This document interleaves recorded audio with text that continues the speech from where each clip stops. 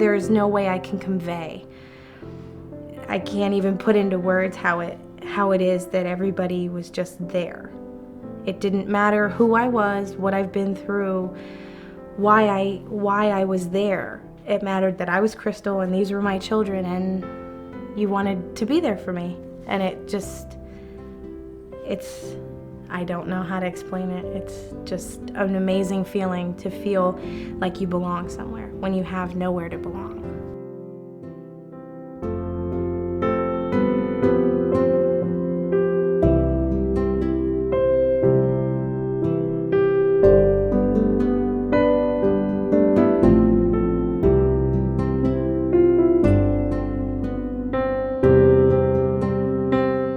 I'm on your side. It's your first time meeting us, and you would like to know about us, but it's maybe the 30th time we're getting asked the same question over and over, and there's some good days for us, there's some bad days for us, and just take that into consideration. Some of us, I'm a talker.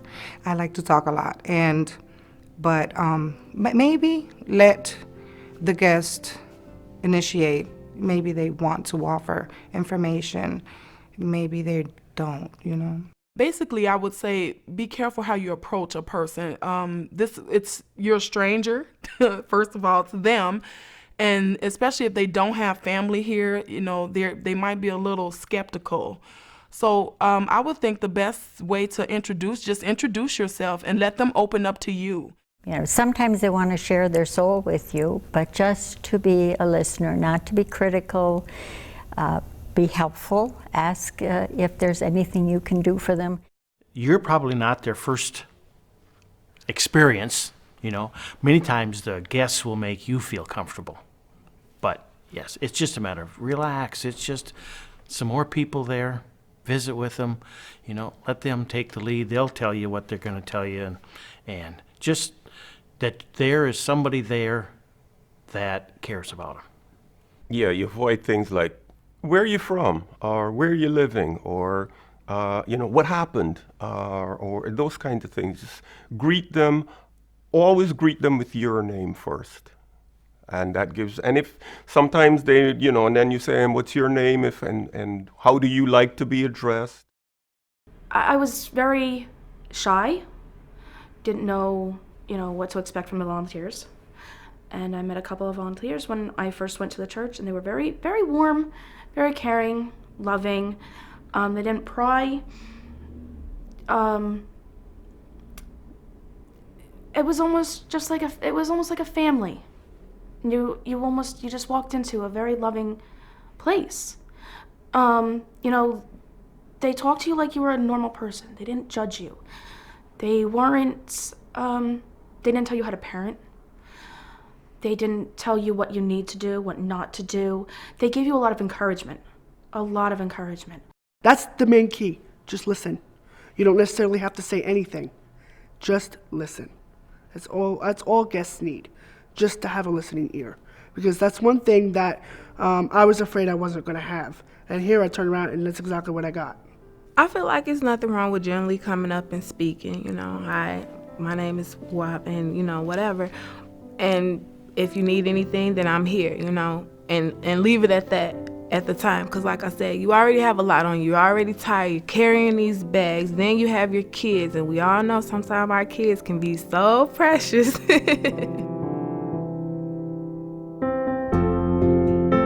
It's hard sometimes. Some of the facilities don't provide private rooms. In our church, we use partitions, and privacy is very limited. And everybody needs time to be able to go on their own, whether it's to deal with things themselves, just have quiet time. It's very important. Sometimes the volunteers just got a little bit too much in your space a little bit, sometimes you need to bag back and give people their own space, because like I said, you have major mood swings. I know I did. You be happy one time, then you're sad, and it's like you don't want another person that you don't even know all in your space. You want your own little space. There are two different kinds of families, I think. Some of them that do leave almost immediately after dinner, and we cannot be offended by that.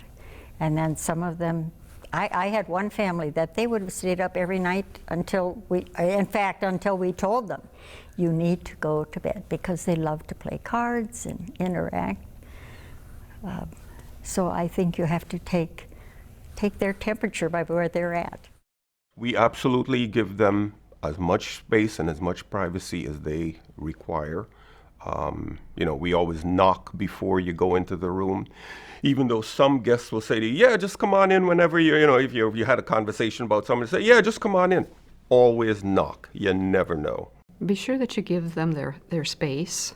They have their room assigned to them. Knock on the door, don't walk in. And if they're not ready to talk, just leave them alone, let them be by themselves. Sometimes they like that, to just go off in their room and stay there for the evening. It doesn't mean that they don't want to talk to you. It's nothing against you, but we all have those times when we want to be alone.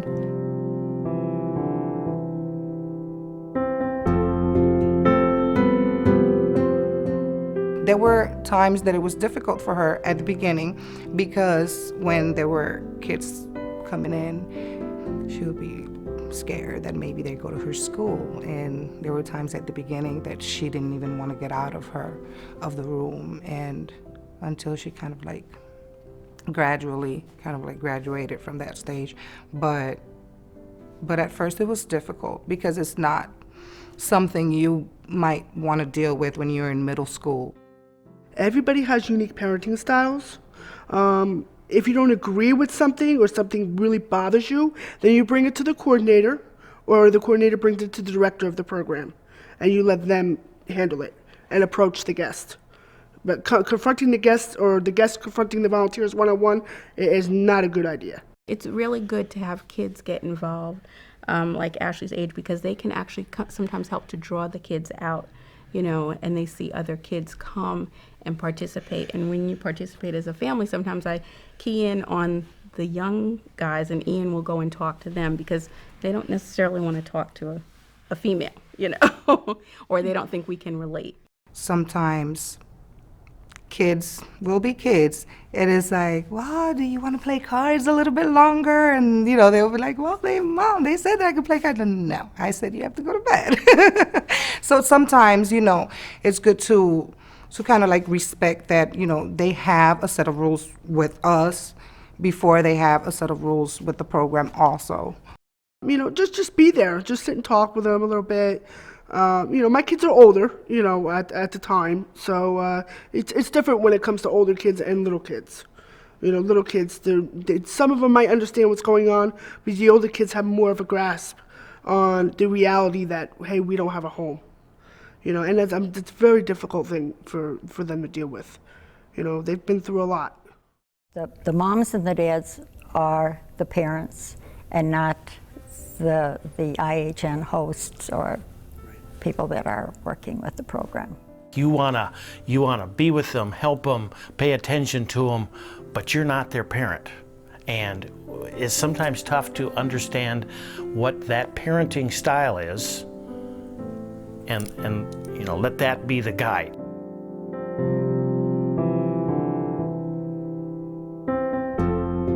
You gotta be sensitive, basically, and also not pry into sort of what their lives are about.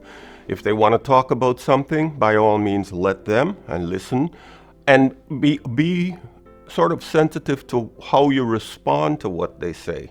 I think trying to just think of everybody who's in the space at the same time as being there together, rather than referring to them and us, that they're here, and separating that out, and just when you use someone's name instead of a label, or use a name instead of a pronoun, then they're people. And when you're talking to the guests, to talk to them about our space as their home, if they need something from the kitchen, if they need something from their room, giving that kind of direction, it becomes more inclusive, and it doesn't separate out that they at this moment are homeless.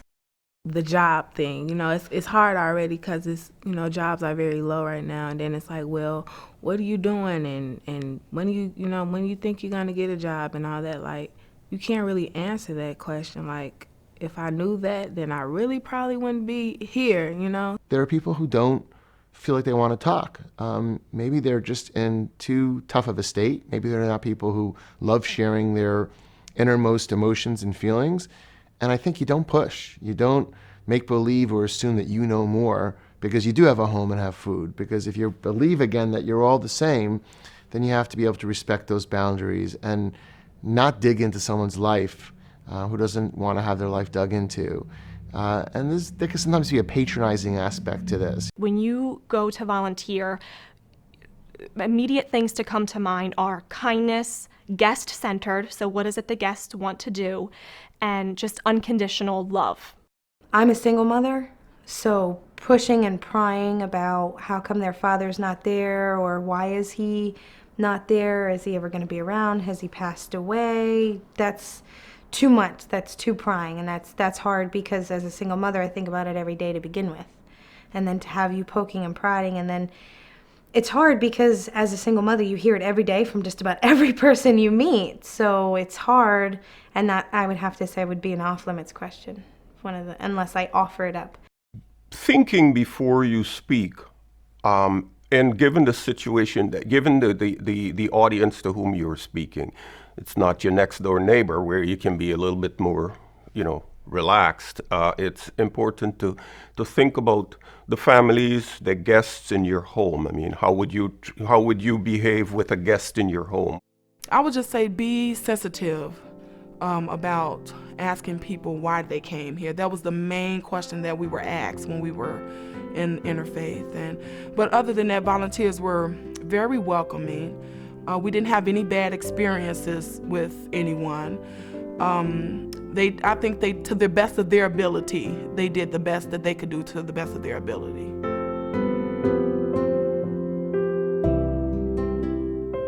It changes your life. The IHN, that's the only thing I can say, it changes your life. Makes you more humble. It makes you, when you view somebody who's homeless, you view it differently once you've experienced it. I never used to view it the way I view it today. I used to look at homeless people and walking down the street and be like, well, why doesn't he just do something about it? It's not always like that. And I learned that because I went through this experience. It was like climbing a mountain. You're coming from the valley and you study climbing and climbing. It don't seem like you're going to ever get to the top.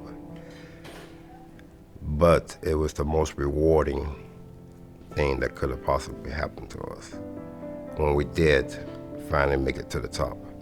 It is the stepping stone from when you've hit rock bottom. It is, I'm gonna cry. You're at that place where you can't go anywhere else. You've hit rock bottom and it's almost like you're in this dark place and somebody reaches out a hand. It is the most amazing feeling in the world. You feel like a bad mother. You have 2 children who you can't feed. You don't have a home for them, and they depend on you for every second of every day. And family promises, here, take my hand, it's gonna be okay. And it is okay.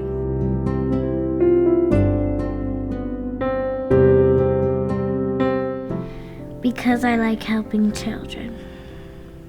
Mostly. When I heard about it, I started signing up my parents instead of my parents signing up me.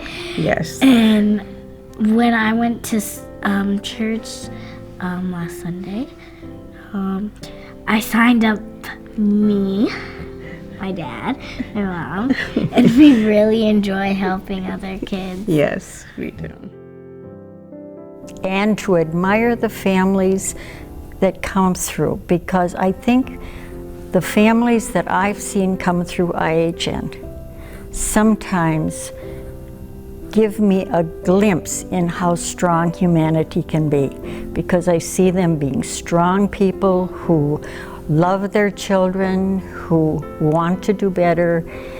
And I think if I were in their place, could I do as well as they do?